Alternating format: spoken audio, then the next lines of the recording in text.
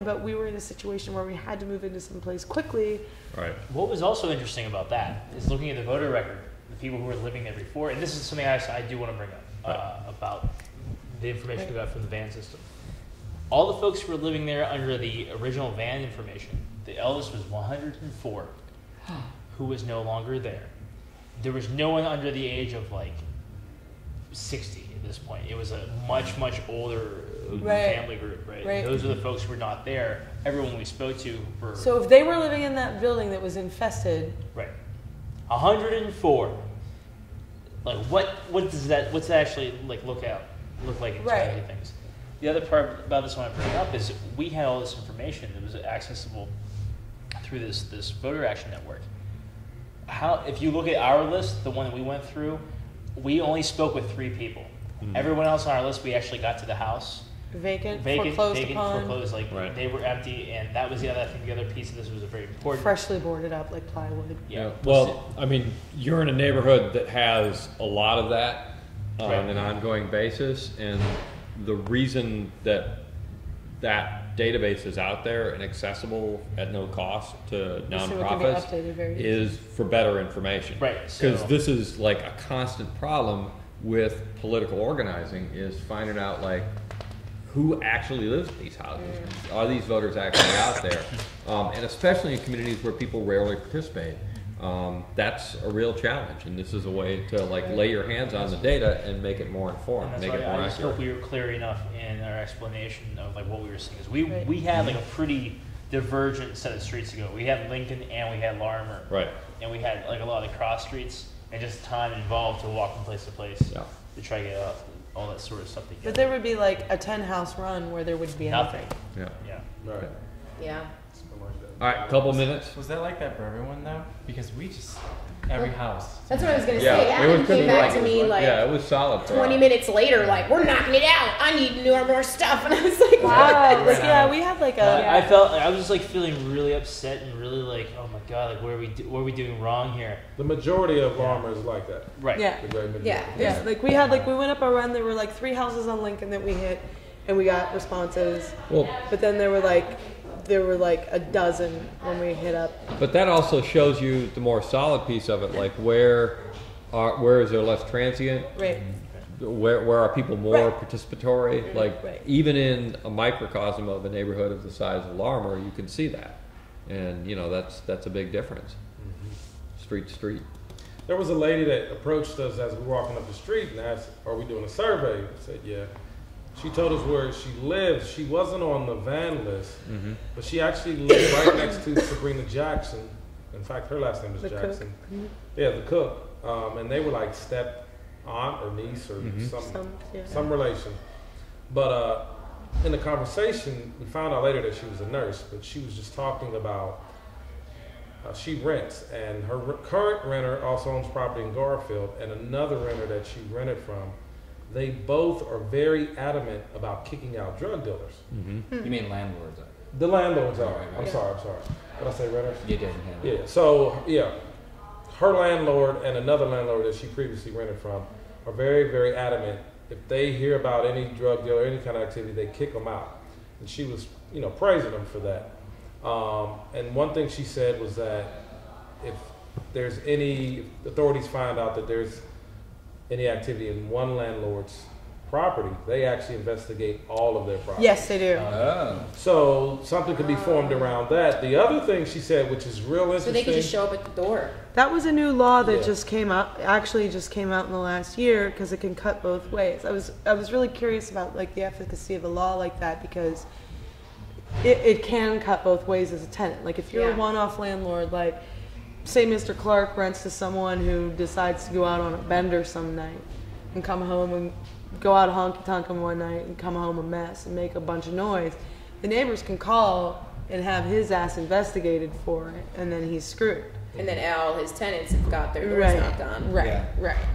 But the benefit of that is, like you said, they will investigate if. Right. The other thing she brought up, and this will be a hot topic, I'm sure. She mentioned within that same building, her and the cook, I think they were the only 2 that actually worked. Everybody else, it was really nice brick built. Where you saw us walking by. Everybody else in there was on, I believe, Section 8. Right. And as we were talking about, people being displaced, she was like, you need to displace these people. She literally was like, kick them out the neighborhood. She was like, I get up and work. I'm not rich at all. I'm, fairly low income, whatever, but I work every day. Her relatives work. Everybody else was Section 8. And for her, she was like, they need to be displaced or moved. Which, to hear somebody say that is very controversial, but then you also hear, I'm the only one that works, in this unit. Me and my sister, whoever she was. These people don't work. And she does. I mean, you can't argue, that's wrong. Like, right. No, she does. She works every day. And she But you got to say, if you're asking Buddha Alarmer, there ain't many Where are you places gonna you're go? going to go. Right. Right. But I think that just digs into such a larger issue, which I think Kareem What are and the I were barriers to talking their about working? afterwards. Fabian had, they had walked back to Kingsley for this transition town training thing. So I called Kareem because I wanted the beer out of his trunk. And so I said, well, I'll stop by. She called it out like that. Yeah, I said, well, let me stop by and see what, and get the beer. So I walked into this training, and they were talking a lot about things, but whatever they were talking about had made me want to talk to Kareem about this. It's a larger issue that related to the question we were asking in the survey, what abilities do you have, what can help the community? Because in the welfare system, which is why it's so vicious and circulatory, because why would you, if you're just getting shit for free and the only job you're going to get is going to pay you not even enough to send your kid to daycare, then why, there's no motivation. Well, nobody asks you for nothing other than pick up the check on a regular basis Right. and They prove don't- that you're living. Yeah. There's like no social worker that comes to check on what Right. you're doing and to do and it's anything. also a matter of making people feel like they do contribute something to Right, society. what's your worth? Yeah. Yeah, can you do anything? So Yeah, it can be if empowering. nobody gives a shit and you don't give a shit because nobody gives a shit and you don't have an education, et cetera, whatever the reason is, and you aren't going to be able to even make money anyway, why not just live in that sort of thing? So I think, and it's completely, I grew up in Wilkinsburg. It's part of the reason. I mean, after white flight, then everything was section housing, and that just went down the drain, because when you have an entire community made up of one group of people, whatever that group is, that's your example. That's all you see. So that's what happened in Wilkinsburg. You have nothing but young people with babies living on Section 8, not working. It just continues and continues, and the numbers grow and grow and grow and grow. Well, generations of families. And these are young people that have there's- never been asked that. What do you do well? They never even thought about it. What do I do? What do I want to? They don't What do you even wanna think do? about it. Yeah. It's like, well, I got a kid. What am I good? And in their mind, they're like, I'm just gonna. My options are work in McDonald's, or hope my man that's doing God knows what can give Or me some just- money. I'll collect welfare. I'll live here. And also, I don't have kids, so I never realized this, but I have a nephew that my parents are in their 70s and raised him, because my sister is one of those people, and I didn't realize how expensive daycare was. Like, I knew it was expensive, but he's 2 years old for 2 days. It was 2 days a week. 2 days a week. $500 for 2 days a week. 2.5 days. I think it was like 2 full days and 1 afternoon or something. So who's just to be able to pay for daycare? Just daycare. That's right. not even feeding a kid. So Right, if you which don't have an is- education and you're not making $50, $60, $70,000 a year, and you're working at McDonald's, there's no way. Right. So why not just take the money from the government and stay home with your kids? Right. So I mean, there's just we also have to think about this idea that we're keeping people in this cycle. Well, yes, bringing you know? people in through strengths. Everybody's got something to offer, even if it's just time. you Right. know, So. Yeah, cooking. I mean, anything. And that, I think, that breeds so much. I do a lot of teaching and stuff, and I know Mike that works with a lot of kids too. And I think that these are things that kids don't really think about. Like, what do you do?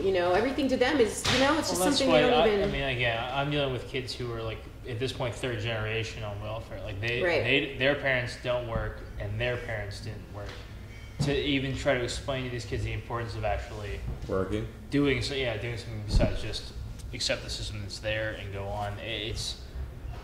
so And far it just gone. keeps It's very creating hard. that same cycle and, Right. and perpetuating this environment for violence and all kinds of depression. But the and way everything. to fix that, though, or one way to fix it, not every time, but to get on the road of that, is if these kids are exposed to different activities and things, Come and and do they this get thing. to be good at this out. something, then they have that, wow, I'm really good at this, Well- and they feel good about themselves. And then this idea of, well, you can make a career out of this, or Right. you can, Let- let you me You know. actually can get paid for doing last this. couple of minutes here, because Mr. Dixon has been kind enough to give us an extended I'll play. take it. I don't have my notebook with me, so I've got a little.